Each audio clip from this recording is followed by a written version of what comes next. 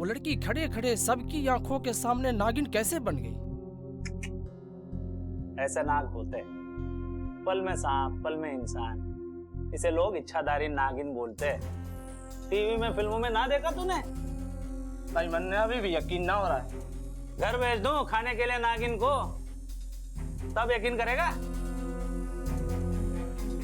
अगर वो इच्छाधारी नागिन अखाड़े में ना आई होती तो मैं कभी पहलवानों के घर से शिकस्त नहीं खाता।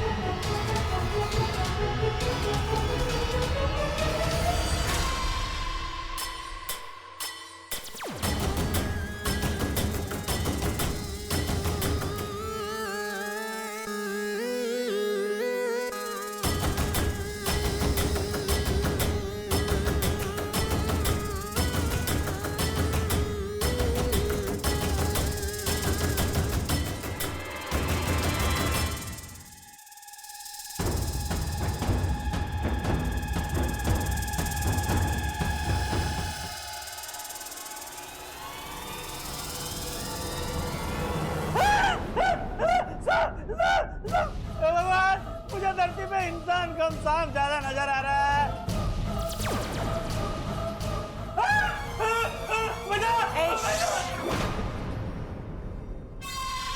अगर तेरे मुंह से आवाज निकली तो मेरे मुंह से जहर निकल जाएगा। आप कौन हो नागिन जी? और मुझसे क्या चाहती हो? एक के कहने पर तो मैं अंदर आ गया, अब और कितना अंदर भिजवाओगी? मतलब जिसने तुम्हें यहाँ भिजवाया है वो भी?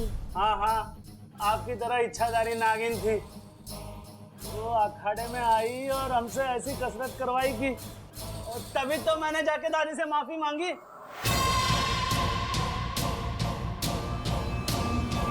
क्या बोल रहा है ये? मतलब जो पहलवान परिवार की शुभचिंतक बनकर गई थी वो भी मेरी तरह इच्छाधारी नागिन थी।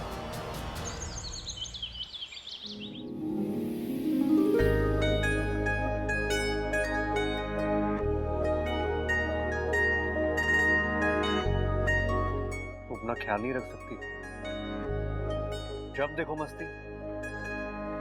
तुम्हें चोट कैसी लगी? इच्छा कुछ नहीं, बस ऐसे ही। आपको कुछ काम था? हाँ, वो बकरी दूध कम देने लगी है। लगता है किसी की बुरी नजर पड़ गई है उसके दूध पे। मैं किसी को नजर नहीं लगाती, जब भी सोचती हूँ सबका भला सोचती हूँ। हाँ वो तो है, वैसे भी हमारे आसपास काफी शुभचिंतक घूम रहे हैं। एक ने उस पहलवान को पकड़वा दिया और एक यहाँ। वैसे मुझे पता है कि वो शुभचिंतक है कौन। एक खूबसूरत सी, नाजुक सी, मासूम सी लड़की। अच्छा, आपको कैसे पता? आपके सपने में आई थी? नहीं नहीं नहीं, वो मुझे मैसेज करती है।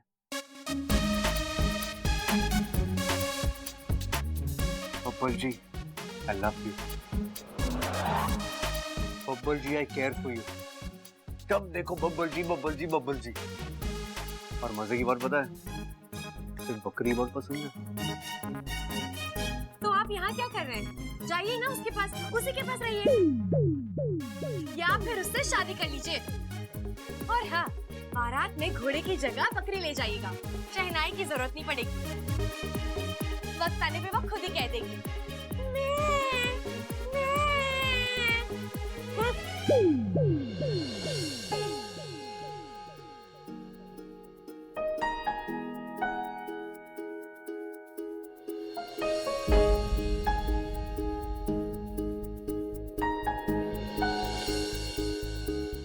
रख लो, तुम्हारे काम आएगी। जितनी जलन होगी चोट उतनी जल्दी ठीक हो जाएगी।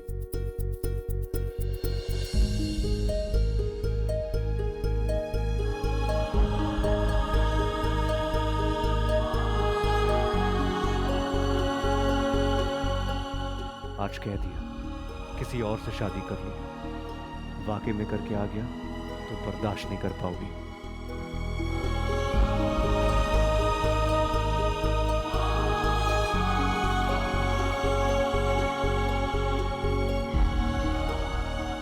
अब तो पूरी जिंदगी बर्दाश्त करना पड़ेगा बब्बन जी।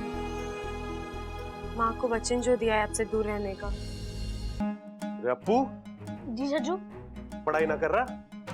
पढ़ाई तो कर रहा हूँ। किताबें तो खुली ना है। अरे भाई, किताबें थक गई होंगी ना? क्या बात कर रहा है, किताबें भी थक जाती हैं। तो और क्या, हाथ ऊपर करो अपना, हाथ दूसरा भी करो, घुमा लो घुमा लो। हाँ, अब खड़े रहो ऐसे। अब घंटों तक कोई आपको ऐसे खड़ा करके रखे तो कैसा लगेगा आपको? थक जाऊंगा है ना? तो हाथ नीचे कर लो। किताबें भी तो थक जाती होंगी ना, इसलिए तो अप्पू कंप्यूटर पे काम कर रहा है। क्या बात है छोटे, कमाल है। पता है। अरे अप्पू, वैसे तू कर क्या रहा है? कुछ सवाल है, उनके जवाब इंटरनेट पे ढूंढ रहा हूँ। अरे अप्पू, कंप्यूटर पे सारे सवालों के जवाब मिल जाते हैं क्या? हाँ सारे। अच्छा, तो एक सवाल का जवाब पूछना कि हमारे घर में कितनी ईंटें लगी है। पापा, ये कैसे सवाल हुआ? ये इतिहास का सवाल है और इसका जवाब कंप्यूटर को ना मिलेगा, मेरे पास है इसका जवाब। 4 है। सिर्फ 4 ईंटें लगी हैं? अरे हाँ भाई, देखो, एक तो जब वो मिस्त्री घर बनाने आया था तो उसके सर पे लगी थी। उसके बाद जब कल्लू मास्टर मेरी शिकायत करने आया था तो उसके सर पे लगी थी। और एक बार जब 2 चोर घर पे आए थे तो 2 ईंटें उनके सर पे लगी थी। हो गई ना 4। कमाल है छोटे, वाह। अब तू भी एक सवाल पूछ ले। अच्छा अप्पू, कंप्यूटर भाई से पूछ कि इस दुनिया में कितने तरह की की होती है? इससे क्या पूछना, ये तो मैं ही बता सकता हूँ। क्या? इसमें ताले, मिट्टी, सिंपल। की गलत है तेरा जवाब। इसका जवाब है 5। 5? हाँ जी, स्वानु की, सानू की, अस्सी की, तुस्सी की और होर की। कमाल है छोटे, कमाल है। अरे भाई अप्पू, अपने बाल खींचने से कुछ ना होगा, तू भी हमारी तरह समझदार हो जाएगा, चिंता मत कर। भाई अब समय आ गया, हमें अपना वाला जरूरी सवाल पूछ लेना चाहिए। वही वाला? हाँ, पूछ ले। अप्पू, कंप्यूटर भाई से पूछ, इस घर का शुभ चिंतक। रेहाना लिखना। कौन है? कौन है? अब आएगा जवाब।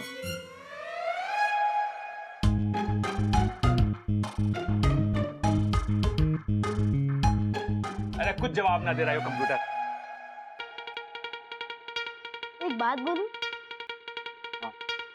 आप दोनों के सवालों का कोई जवाब ही नहीं है।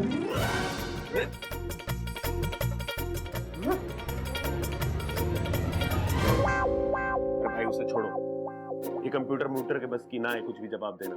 मैं जानता हूं इस सवाल का जवाब। क्या? आप। मैं? हाँ, मुझे पता है आपका दिमाग कंप्यूटर से भी तेज चलता है। इस सवाल का कोई ना कोई जवाब आप निकाल ही लोगे। हाँ, अब सोचो। सोचता हूं।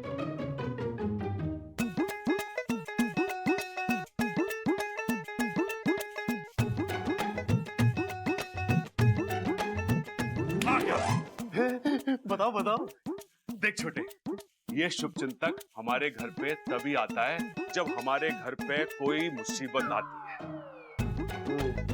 तो हमें कोई नई मुसीबत खड़ी करनी पड़ेगी ताकि वो आए। आए। सही सही भैया।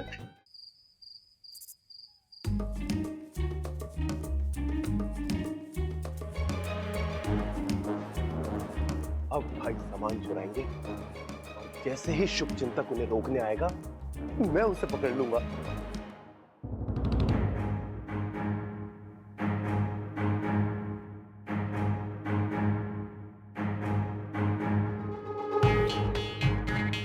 वाह भाई क्या एंट्री मारी है।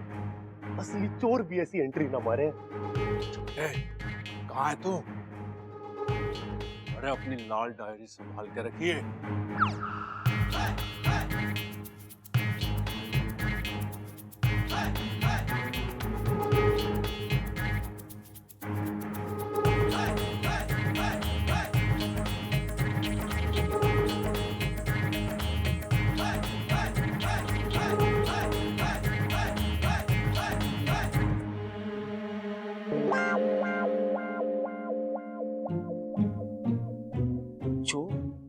हाथी जैसे खड़क सिंह के घर में चोर।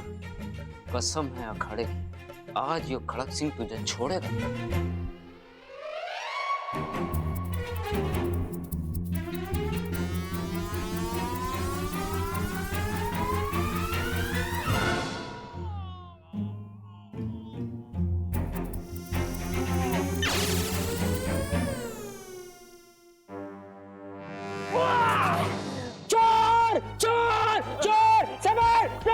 जल्दी आ, मैंने चोर को पकड़ लिया। जल्दी आ, चोर कहाँ बच के जाएगा खड़क सिंह के शिकंजे से। समझ, जल्दी आ, मैंने चोर पकड़ लिया। चोर! अरे क्या हुआ पिताजी, बेताल क्यों बने हुए हो आप? एक थप्पड़ में तेरी ताल बिगाड़ दूंगा। देख ले रहा, मैंने चोर पकड़ लिया। मार इसे। अरे छोटे क्या कर रहा है? छोटा मुझे सिर्फ मेरा बड़ा भाई प्रबल बुलावे है। तू है कौन बे?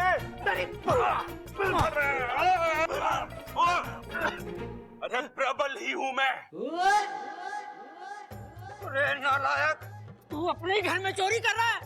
अरे नाना पिताजी, हमने सोचा कि हम अपने घर में चोरी करेंगे तो वो शुभचिंतक आके सामान को बचाएगा और शुभचिंतक का पता चल जाएगा। अरे भाई देखियो, दोबारा पागलपन मत करना। शुभचिंतक जहाँ भी होगा, जैसा भी होगा, वो हमारी रक्षा कर रहा है, हमारी चिंता कर रहा है, समझ गया? अभी मर जाता तू मेरे हाथों से। पागल कर दिया। इच्छाधारी नागिन? आपके कहने का मतलब वो शुभचिंतक एक इच्छाधारी नागिन है? हाँ, इस पहलवान ने यही कहा। लेकिन आपके होते हुए यहाँ एक और इच्छाधारी नागिन कैसे हो सकती है? और अगर है भी तो आपने उसे पहचाना कैसे नहीं? क्योंकि वो हमारे विशेलगढ़ की नागिन नहीं, नागिस्तान की नागिन है। इसका मतलब वो हमारी दुश्मन है? 100%। लेकिन उसके यहाँ होने पर मैं बहुत खुश हूँ, क्योंकि अगर वो हमारे हाथ आ गई तो नागिस्तान के रास्ते हमारे लिए हमेशा के लिए खुल जाएंगे। इस घर के साथ साथ हम उस प्रदेश का भी नाम निशान हमेशा के लिए मिटा देंगे। और फिर इस धरती पर सिर्फ हमारा राज होगा, जहरीले नागों का। लेकिन हम उस नागिन को पकड़ेंगे कैसे? रात रानी के क्या? एक नागिन दूसरी नागिन की दुखती नस को अच्छे से जानती है। रात रानी, दुनिया का कोई भी नाग हो रात रानी से दूर नहीं रह सकता। ये भी नहीं रह पाएगी, खींची चली आएगी और फंस जाएगी।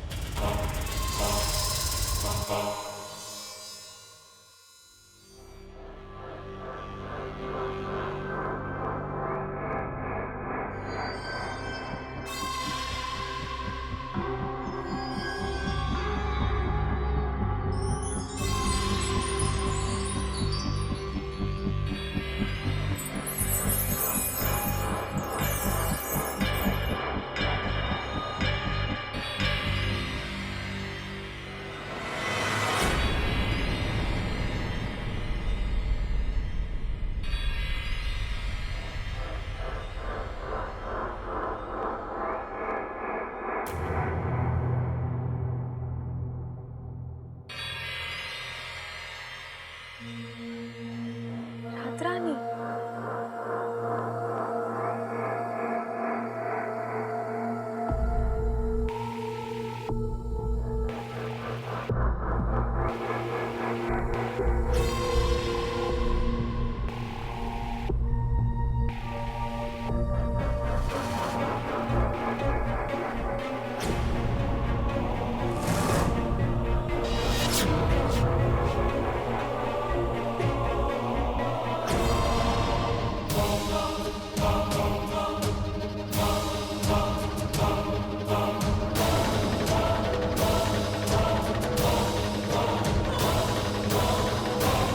ले चलो इसे।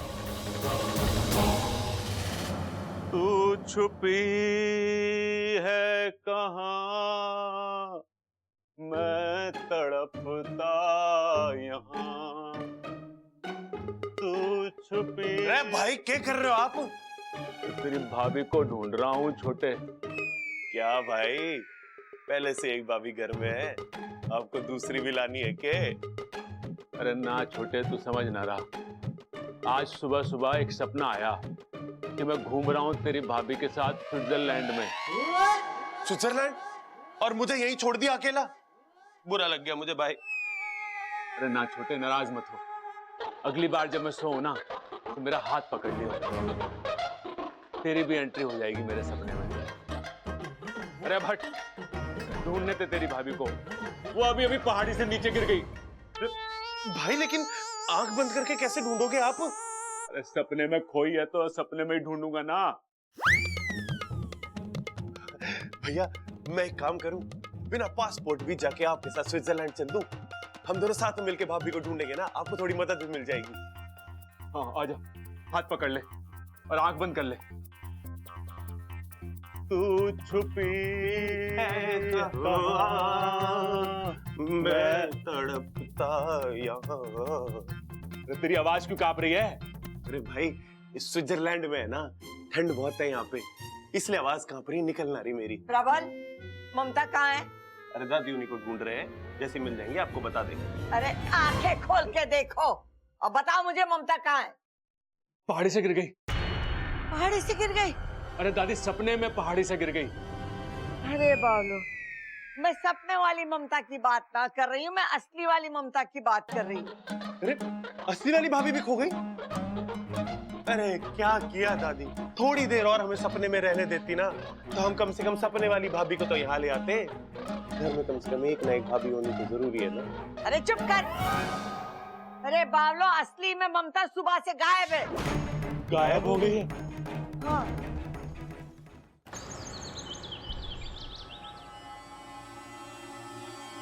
क्या है ये?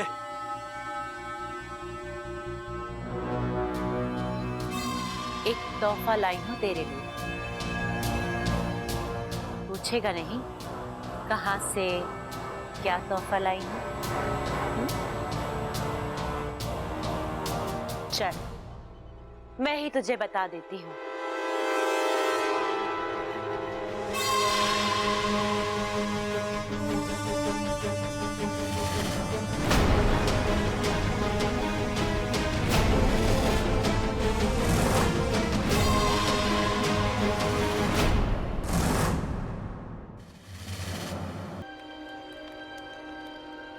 कौन है ये? तूने इसे पहचाना नहीं? ओ, तू उसे पहचानेगा भी कैसे? तू तो घर छोड़ चुका था। ये तेरी बहू है।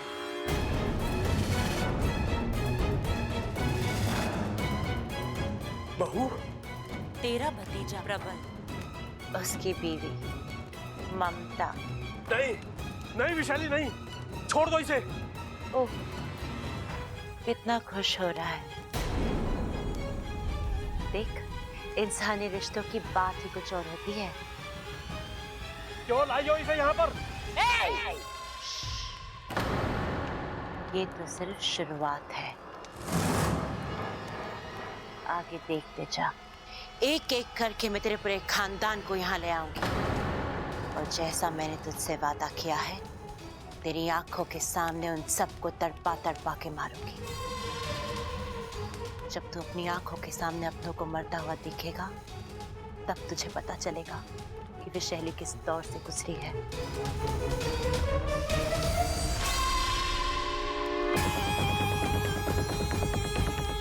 और हाँ, एक बात तुझे बताना भूल ही गई।